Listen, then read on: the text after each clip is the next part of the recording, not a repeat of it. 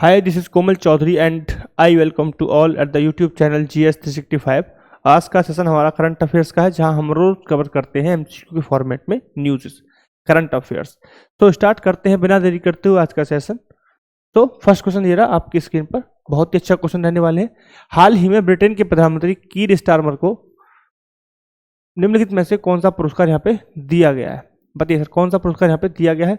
Global statements का पुरस्कार, राष्ट्रमंडल लीडरशिप पुरस्कार है, विविधता में एकता पुरस्कार, या फिर लिविंग ब्रिज पुरस्कार? निम्नलिखित में से कौन सा पुरस्कार हाल फिलहाल में दिया गया है ब्रिटेन के प्रधानमंत्री को? तो करेक्ट ऑप्शन है लिविंग ब्रिज पुरस्कार। कौन सा है? लिविंग ब्रिज पुरस्कार। जान लेते हैं इन अलग अलग जो पुरस्कार हैं, ऑप्शन हैं, उनके बारे में। तो पहले बात करेंगे हम, कौन सा हमारा है? राष्ट्रमंडल लीडर पुरस्कार। राष्ट्रमंडल लीडर पुरस्कार के बारे में जानेंगे। यह क्या है? नाम से पता चल रहा है कि यह राष्ट्रमंडल देशों के लिए दिया जाता है, यानी कि राष्ट्रमंडल देश के जो सदस्य हैं उनके युवाओं को दिया जाता है। किसके लिए दिया जाता है? क्या उद्देश्य है? क्या योग्यताएं हैं? तो उन्हें सामाजिक विकास, उनके नेतृत्व क्षमता के लिए, या फिर कोई इनोवेशन है उस चीज को सम्मानित करने के लिए इस अवार्ड को दिया जाता है। इसका एक और नाम है Commonwealth youth award for excellence in youth work. दोबारा सुन लीजिए, Commonwealth youth award for excellence in youth work. Note कर लीजिए अगर आप नोट करना चाहते हैं तो। इसका एक दूसरा नाम है ये, ठीक है साहब, क्लियर?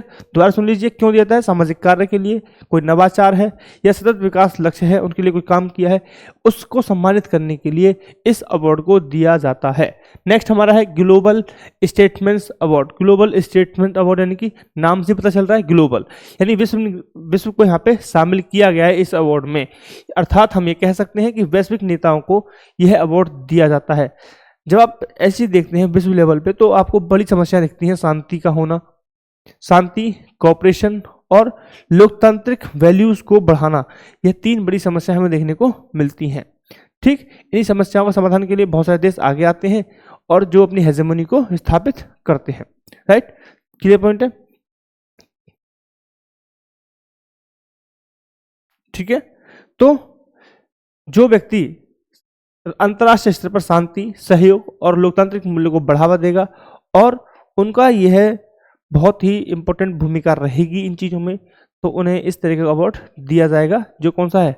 कौन सा अवार्ड यहाँ पाएगा? ग्लोबल ग्लोबल स्टेटमेंट्स पुरस्कार, यह दिया जाएगा। राइट, इसका अवार्ड विनर है 2025 के लिए KR स्टारमर, जो कि ब्रिटेन के प्रधानमंत्री हैं। क्लियर पॉइंट है? क्लियर? चलिए, नेक्स्ट हमारा है विविधता में एकता। इस पुरस्कार का उद्देश्य भारत की जो सांस्कृतिक विविधता है, भाषाई विविधता है, या फिर धार्मिक विविधता है, उस विविधता को सम्मानित करते हुए, और उस विविधता के साथ साथ एकता को सम्मानित करते हुए, समरसता को, यानी कि समानता हो गया, एकता हो गई, और जो बंधुत्व की भावना भारत में देखी जाती है, उसको सम्मानित करने के लिए इस तरह के अवार्ड दिए जाते हैं। बट भारत में विविधता में एकता स्पेसिफिक नाम से कोई ऐसा अवार्ड नहीं है। हालांकि हम ये देखते हैं कि जो पद्म पुरस्कार होते हैं, जैसे कि पद्मश्री हो गया, पद्म भूषण हो गया, पद्म विभूषण हो गया, इन जो पद्म पुरस्कार हैं, इन पुरस्कारों में इस तरह की भावना हमें दिखाई पड़ती है। ठीक है, जो पद्म पुरस्कार हैं, तो हम बात करें तो इनका जो इवेंट है वो नई दिल्ली में होता है, राष्ट्रपति भवन में होता है, आप सभी को पता है, और 28 अप्रैल 2025 को हुआ था। ठीक, क्लियर पॉइंट? क्लियर है तक? तो आई होप कि आपको पता चल गया हो तीनों ही अवार्ड्स में अंतर। अब बात करेंगे, हमारा जो राइट ऑप्शन है लिविंग ब्रिज पुरस्कार। तो भारत और ब्रिटेन के बीच जो सांस्कृतिक, व्यापारिक या फिर शैक्षणिक रूप से कह सकते हैं, कूटनीतिक को कह सकते हैं, इन संबंधों को मजबूत करने के लिए जो व्यक्ति को सम्मानित किया जाता है उसे बोलते हैं नाम सुनो, लिविंग ब्रिज, है ना? लिविंग, जीता हुआ, और ब्रिज में सेतु, पुल। तो जीता जागता जो पुल है उसके लिए इसे अवार्ड को दिया जाता है। ठीक है, तो इसका आयोजन कौन करता है? इसका आयोजन करता है IBG, इंडियन बिजनेस ग्रुप। इसका आयोजन करता है भारत ब्रिटेन के सहयोग को बढ़ावा देने के लिए इसे किया गया था। हालांकि जो इसका स्थान है हाउस ऑफ द लॉर्ड्स में हुआ था। इवेंट था 23 सितंबर 2025 को यह हुआ था। ठीक है, यह इस संस्करण का चौथा इवेंट था, इस पुरस्कार का चौथा इवेंट था। इस इवेंट में के स्टारमर को यह जो पुरस्कार है क्यों दिया गया है? तो इन्हें भारत और UK के जो FTA है उसका सक्सेसफुली होना, एक बहुत ही इंपॉर्टेंट क्या है, की फैक्टर है दोनों के संबंधों को आगे बढ़ाने के लिए, राइट। तो इसलिए कीर स्टारमर को यह अवार्ड दिया गया है। क्लियर पॉइंट यहाँ तक? क्लियर? चले आगे नेक्स्ट क्वेश्चन तक। अब चलेंगे हम नेक्स्ट क्वेश्चन की तरफ। बहुत ही ईजी है, बहुत अच्छा सा क्वेश्चन यहाँ पे रहने वाले हैं, राइट। तो सेकंड क्वेश्चन हमारा है 71वें राष्ट्रीय फिल्म समारोह 71वें राष्ट्रीय पुरस्कारों में सर्वश्रेष्ठ अभिनेता पुरस्कार किसको दिया गया है? शाहरुख खान, आमिर खान, सलमान खान, सनी देओल। तो करेक्ट ऑप्शन हमारा है शाहरुख खान। क्या बेटा? करेक्ट ऑप्शन हमारा है Shahrukh Khan is the right answer, option 1। ठीक है साहब, क्लियर? वहीं आगे बढ़े हम। तो ये जो अवार्ड हैं फिल्म फेयर पुरस्कार, इन्हें राष्ट्रपति जी के द्वारा दिया जाता है, first thing. And second thing, जो सर्वश्रेष्ठ फीचर फिल्म है, सर्वश्रेष्ठ फीचर फिल्म, सर्वश्रेष्ठ फीचर फिल्म कौन सी है बेटा? 12th fail, 12th fail. ये सर्वश्रेष्ठ फीचर फिल्म इसको माना गया है अकॉर्डिंग टू द किसके द्वारा? राष्ट्रीय फिल्म पुरस्कारों के द्वारा। क्लियर पॉइंट है? चलिए बढ़ते हैं आगे। नेक्स्ट क्वेश्चन हमारा है नागरिक परमाणु ऊर्जा पर भारत फ्रांस विशेष कार्यबल का कौन सा सत्र नई दिल्ली में आयोजित किया गया था? पहला, दूसरा, तीसरा, चौथा। करेक्ट ऑप्शन हमारा है दूसरा सत्र आयोजन किया गया है। बेटा कहाँ पे हुआ था? न्यू दिल्ली में हुआ था। तो आप याद रखेंगे दोनों चीजें कि संस्करण दूसरा था और न्यू दिल्ली में हुआ था। ठीक है, यहाँ पे संस्करण से क्वेश्चन आया है। नेक्स्ट क्वेश्चन आपके पास हो सकता है कि प्लेस से आ जाए, स्थान से आ जाए, तो आप याद रखेंगे ये चीजें। क्लियर? बढ़ते हैं आगे। नेक्स्ट हमारा है कि अहमदनगर रेलवे स्टेशन का नया आधिकारिक नाम क्या है? शिवाजी नगर, अहिल्या नगर, श्रीनगर या फिर होलकर नगर। तो करेक्ट ऑप्शन हमारा है अहिल्या नगर इज द राइट आंसर, यानी कि अहिल्या नगर को बदला गया है। ठीक है, किसमें? अहमदनगर से चेंज करके बनाया गया, अहिल्या नगर बनाया गया है। जो क्यों बनाया गया? जो इनका जो लोक माता देवी अहिल्याबाई थी, उनको होलकर की विरासत का सम्मान करते हुए यह नाम रखा गया है। ठीक है, नाम कब चेंज होते हैं कि गृह मंत्रालय द्वारा किए जाते हैं नाम चेंज, बट उससे पहले स्टेट गवर्नमेंट को एक प्रस्ताव पास करना होता है, जिसके आधार पर गृह मंत्रालय नाम बदल देता है और क्या करता है? नाम बदलने को मंजूरी दे देता है। Simple, right. तो अहिल्याबाई के केस में महाराष्ट्र सरकार के द्वारा अप्रूवल दिया गया था एंड देन पार्लियामेंट ने सब चीजें प्रोसेस आगे की हैं। तो कुछ और भी सिटीज हैं जहां नाम चेंज किया गया था। ठीक है, जैसे औरंगाबाद हो गया, उसका नाम रखा था शिवाजी नगर, महाराष्ट्र का है, 2023 में क्या था? ओसामानाबाद था, उसको धाराशिव किया गया था। ठीक है, इलाहाबाद का प्रयागराज हुआ है, राइट। अभी रिसेंटली हुआ था फैजाबाद का अयोध्या, आप सभी को पता है। तो ये क्या है? ये पुराने नाम है जो हाल फिलहाल में चेंज हमने किए हैं भारत सरकार द्वारा। सबसे रिसेंट किया गया है पोर्ट ब्लेयर, जिसका नाम अभी प्रस्तावित है श्री विजयपुरम, जो कहाँ पड़ता है? अंडमान निकोबार में पड़ता है। ठीक है, तो ये सब आपके लिए इंपॉर्टेंट चीजें हैं जो न्यूज में लगातार बनी रहती हैं एंड ये आपका फॉर्मेशन है कि किस तरह के क्वेश्चन आपके सामने आ सकते हैं। नेक्स्ट आएंगे हम कि 23 सितंबर को नई दिल्ली में विकसित भारत बिल्डथॉन 2025 का शुभारंभ किया गया है। किसने किया बेटा? राजनाथ सिंह ने, धर्मेंद्र प्रधान ने, नितिन गडकरी ने या फिर अश्विनी वैष्णव ने। तो करेक्ट ऑप्शन हमारा है धर्मेंद्र प्रधान, क्योंकि यह जो इवेंट है यह शिक्षा मंत्रालय की पहल है। किसकी पहल है? शिक्षा मंत्रालय की पहल है। शिक्षा मंत्रालय की ये एक पहल है। सिंपल सी बात आप याद रखेंगे कि यह शिक्षा मंत्रालय की एक पहल है। ठीक है, और इसमें नीति आयोग का एक मिशन भी शामिल है, यानी शिक्षा मंत्रालय प्लस अटल मिशन इसमें शामिल है। शिक्षा मंत्रालय प्लस अटल मिशन नीति आयोग का एक मिशन है।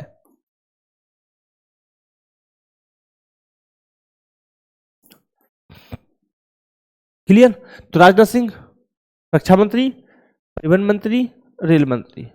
ठीक है, सब आपको पता होना चाहिए क्योंकि बेसिक चीजें हैं, राइट।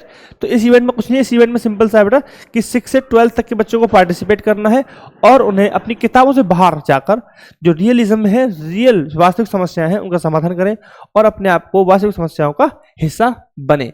ठीक है, क्लियर? तो जो समय के अनुसार जो चुनौतियां आती हैं उनको समझें समय के साथ। सिंपल सी बात यह है, उनको रियल लाइफ का एक्सपीरियंस देने के उद्देश्य के साथ इसको लॉन्च किया गया है।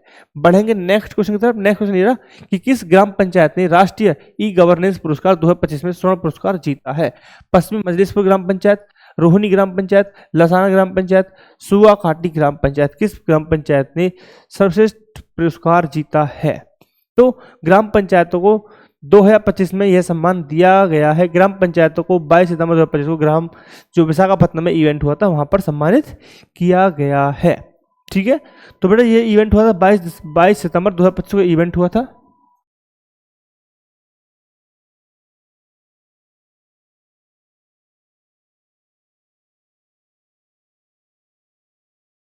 विशाखापत्तनम में, कहा बेटा? विशाखापत्तनम,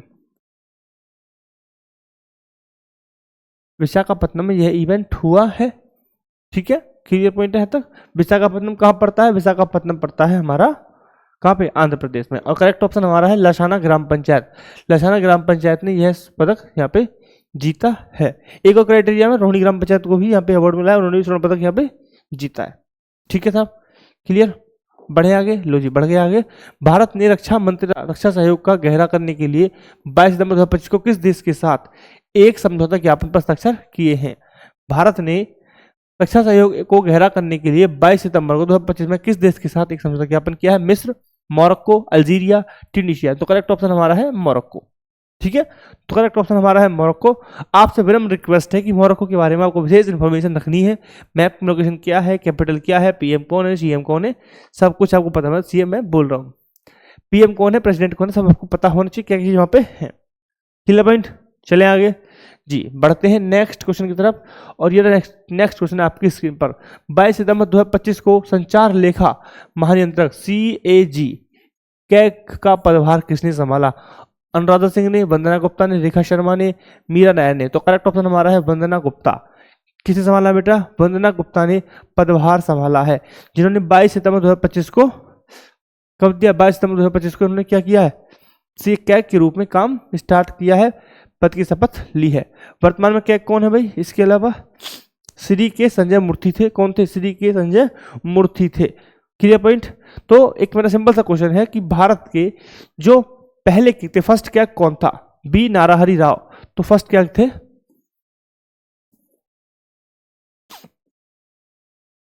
वी नाराहरि राव, ये फर्स्ट कैग थे बेटा। ठीक है, क्लियर पॉइंट है? कैग भारत के संविधान के किस अनुच्छेद में पाया जाता है? तो यह अनुच्छेद 148 से अनुच्छेद 148 से 151 तक मिलता है। वही अगर हम बात करें कि कौन से भाग में यह पाया जाता है, तो भाग नंबर 5 में यह पाया जाता है। कहाँ मिलेगा बेटा? संविधान में। संविधान के भाग 5 में मिलेगा और अनुच्छेद 148 से 151 के बीच में है मिलता है। बात करें नियुक्ति को तो कौन नियुक्त करता है? भारत के राष्ट्रपति के द्वारा इसे नियुक्त किया जाता है। किस द्वारा? भारत के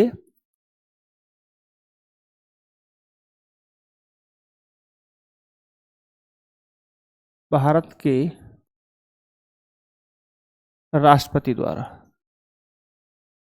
भारत के राष्ट्रपति द्वारा नियुक्त, अपॉइंट। ठीक है ना, चुनाव नहीं लिखा है मैंने, अपॉइंट लिखा है, नियुक्त होता है, चुनाव नहीं होता है।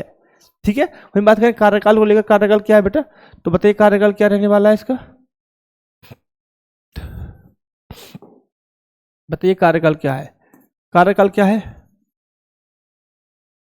कार्यकाल है 6 वर्ष। क्या है बेटा? सिंपल सा कार्यकाल है 6 वर्ष। ठीक है, कोई और क्राइटेरिया भी है 6 वर्ष का? कोई और क्राइटेरिया भी है? जी है, 6 वर्ष या 65 वर्ष, जो भी पहले हो जाएगा उसके आधार पर उनका कार्यकाल समाप्त हो जाएगा। हटाने की प्रक्रिया क्या है? रिमूव कैसे कर सकते हैं? बताइए, रिमूव कैसे कर सकते हैं?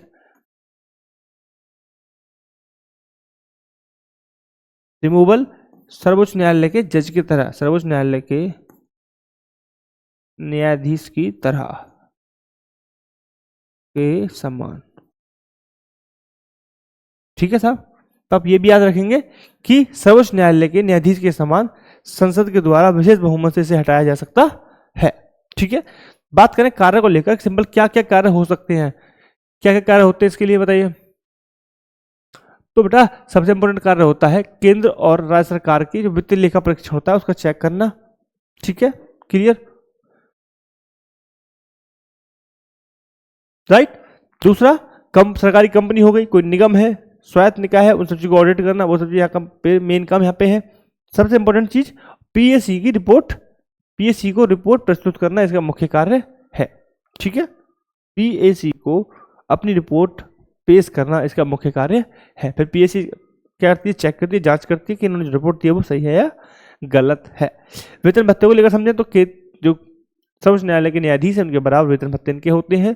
सभी जो निधि है संचय निधि उस पर डिपेंड करता है, उसके आधार पर भविष्य क्या होता है, इनका पूरा खर्च वहां से निकलता है, पूरी वित्त वहां से बाहर पर निर्भर है, संचित निधि पर निर्भर करता है। ठीक है, क्लियर। दूसरा एक इंपॉर्टेंट पॉइंट याद रख सकते हैं कैग से रिलेटेड कि कैग को भविष्य में किसी भी सरकारी पद के लिए अयोग्य माना जाता है, अर्थात हम कह सकते हैं कि वह कैग बनने के बाद किसी भी सरकारी नौकरी के लिए एलिजिबल नहीं होता है। ठीक है, क्लियर पॉइंट। चलते हैं आगे। नेक्स्ट क्वेश्चन क्या है, राष्ट्रीय आयुर्वेद दिवस 2025 का विषय क्या था। राष्ट्रीय आयुर्वेद विषय 2025 का थीम क्या था। वैश्विक स्वास्थ्य के लिए आयुर्वेद, स्वतंत्र भविष्य के लिए आयुर्वेद, लोगों और ग्रह के लिए आयुर्वेद, या आयुर्वेद सभी के लिए स्वस्थ है, या आयुर्वेद सभी के लिए स्वस्थ है। तो करेक्ट ऑप्शन हमारा है ऑप्शन नंबर 3, लोगों और ग्रह के लिए आयुर्वेद राइट आंसर है। ऑप्शन नंबर 3 यहाँ पे करेक्ट है बेटा। क्या है बेटा, ऑप्शन नंबर 3। ऑप्शन नंबर 3 है लोगों और ग्रह के लिए आयुर्वेद। ठीक है, पढ़ते हैं। तो यह संस्करण हुआ था अभी कौन से नंबर का हुआ, ये दिवस का कौन से नंबर का दिवस था, 10वां संस्करण था बेटा। कौन सा था, 10वां संस्करण। 10वां संस्करण था, सबसे इंपॉर्टेंट चीज 10वां संस्करण था। क्लियर, ठीक है। और इसको आयोजित करने वाला था AIIA। कौन था, AIIA द्वारा इसको आयोजित किया गया था, यानी कि अखिल भारतीय आयुर्वेद संस्थान के द्वारा इसको आयोजित किया गया था। ठीक है, इसे धन्वंतरि के सम्मान में, इस दिवस को धन्वंतरि के सम्मान में धनतेरस पर आयुर्वेद दिवस के रूप में मनाते हैं। यानी कि इस दिवस को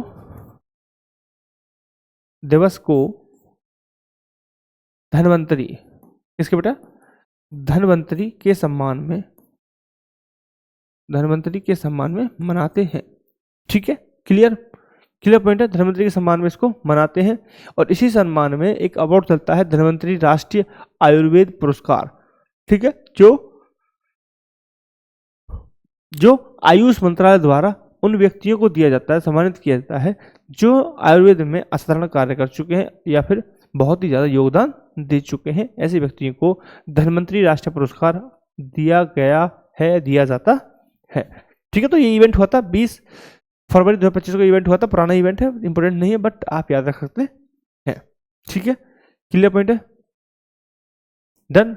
चलिए अब आइए नेक्स्ट क्वेश्चन तरफ। नेक्स्ट हमारा ये रहा कि 22 सितंबर 2025 को आयोजित 69वें बैलन डी समारोह में पुरस्कार बैलन डी और 2025 किसने जीता, बताइए सर, किसने जीता। ऑप्शन है Ousmane Dembele, Luis Enrique, Victor एनिकर्स, और ऑप्शन है नन।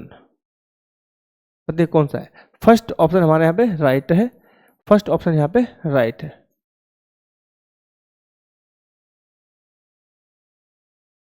फर्स्ट ऑप्शन यहाँ पे हमें राइट है। यह इवेंट हुआ था 22 सितंबर 2025 को। कहाँ पे हुआ था, पेरिस में हुआ था। तो बेटा कहाँ पे हुआ ये इवेंट, पेरिस में हुआ था। कहाँ पे हुआ था, पेरिस में हुआ था, यानी कि फ्रांस की कैपिटल है ना, फ्रांस की कैपिटल है ये। ठीक है, क्लियर। चलो आगे बढ़ते हैं। नेक्स्ट क्वेश्चन हमारा क्या है, नेक्स्ट क्वेश्चन हमारा रहा उत्तर प्रदेश अंतर्राष्ट्रीय व्यापार को 2025 का विषय क्या था। अंतर्राष्ट्रीय व्यापार का क्या हुआ था, एक इवेंट हुआ था। कहाँ पे हुआ है, बेटा बताइए। पहले ऑप्शन देख लेते हैं इसका कि वैश्विक व्यापार के लिए भारत का मार्ग, अंतिम सोर्सिंग यहीं से शुरू होती है, वैश्विक व्यापार को आगे बढ़ाना, या व्यापार संबंधों को क्रांतिकारी बदलाव, व्यापार संबंधों में क्रांतिकारी बदलाव। तो ऑप्शन हमारा है option number D right answer है कि अंतिम सोर्सिंग यहीं से शुरू होती है। ऑप्शन बी यहाँ पे करेक्ट है। ऑप्शन बी यहाँ पे हमें करेक्ट दिख रहा है, ऑप्शन बी यहाँ पे हमें करेक्ट दिख रहा है। ठीक है, क्लियर। जानते हैं थोड़ा सा कि यह इवेंट कहाँ हुआ था। तो यह इवेंट बेटा ग्रेटर नोएडा में हुआ था। कहाँ पे हुआ था, ग्रेटर नोएडा में हुआ था, ग्रेटर नोएडा। यह इवेंट ग्रेटर नोएडा में हुआ था। ठीक है, अंतर्राष्ट्रीय व्यापार शो था जो ग्रेटर नोएडा में हुआ था। क्लियर। इस इवेंट में रूस भी क्या था, साझेदार था इस इवेंट का, राइट। तो आप याद रख सकते हैं कि रूस इसमें शामिल था। क्लियर। चलो बढ़ते हैं नेक्स्ट क्वेश्चन की तरफ। नेक्स्ट क्वेश्चन ये रहा आपकी स्क्रीन पर। विश्व फार्मासिस्ट दिवस 2025 का विषय क्या था? स्वास्थ्य के बारे में सोचें, फार्मासिस्ट के बारे में सोचें। वैश्विक स्वास्थ्य में परिवर्तन, सभी के लिए सुरक्षित और प्रभावी दवाएं, एक स्वस्थ दुनिया के लिए एक साथ काम करने वाले 4 फार्मासिस्ट। तो बेटा ऑप्शन एक यहाँ पे ठीक है। ऑप्शन एक यहाँ पे करेक्ट हमें दिखाई देता है, जो इसके थीम के अकॉर्डिंग है, कि जो थीम दी गई थी उसके अकॉर्डिंग यहाँ पे दिया हुआ है।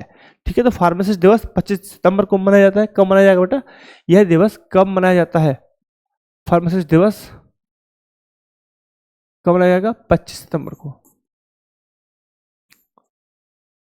25 सितंबर को यह मनाया जाता है, आप याद रखेंगे। क्लियर। स्वास्थ्य के बारे में सोचें या फार्मासिस्ट के बारे में सोचें, यह इसका सिंपल सा एक थीम था, राइट। बढ़ेंगे आगे नेक्स्ट क्वेश्चन की तरफ। और नेक्स्ट क्वेश्चन ये रहा। कन्नड़ साहित्य के एक महान साहित्यकार SSL भैरप्पा 95 वर्ष की उम्र में, 95 है ना, याद रखें 95 वर्ष की आयु में हृदय गति रुकने से निधन हो गया। डॉक्टर SL भैरप्पा पद्म भूषण किस वर्ष मिला था? ठीक है। तो किस वर्ष मिला था? ऑप्शन हमारा है 2005, 10, 15 या 20। ठीक है। तो कौन सा क्वेश्चन यहाँ पे राइट है? Option number C. ठीक है। 2015 में इन्हें यह अवार्ड दिया गया था। 2015 में इन्हें यह अवार्ड दिया गया था और 95 वर्ष में इनकी मृत्यु हो गई है। भैरप्पा को 25 से अधिक उपन्यासों के लिए जाना जाता है, इनकी इन्होंने काफी ज्यादा उपन्यास यहाँ पे लिखे हैं। ठीक है। इन्हें 2023 में पद्म भूषण, और लिख लीजिए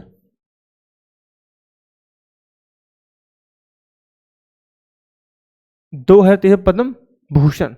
ठीक है। पता है कोई और भी अवार्ड इनको मिला है? कोई और भी अवार्ड इनको मिला है? इन्हें मिला है 2010 में सरस्वती सम्मान। क्या मिला था? 2010 में सरस्वती सम्मान।